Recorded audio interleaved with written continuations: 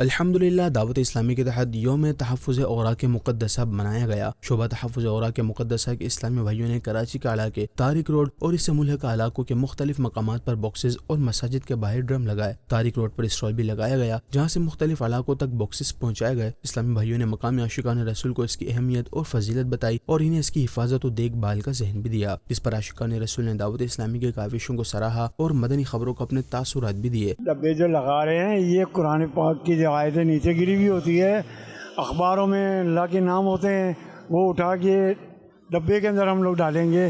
پورے پاکستان کی پبلک کو کہتا ہوں کہ ڈبوں کے اندر ڈالو، سائڈوں پہ نہ ڈالو۔ تو لہٰذا سب سے پہلے ہمیں چاہیے، ہم مسلمان ہونے کے ناطے ہمیں چاہیے کہ سب سے پہلے اللہ اور رسول کے نام کی عزت ہم لوگ کریں۔ ہم لوگ کریں گے تو دنیا کرے گی۔ تو ہم لہٰذا میں ان لوگوں کو بڑا اپریشیٹ کرتا ہوں۔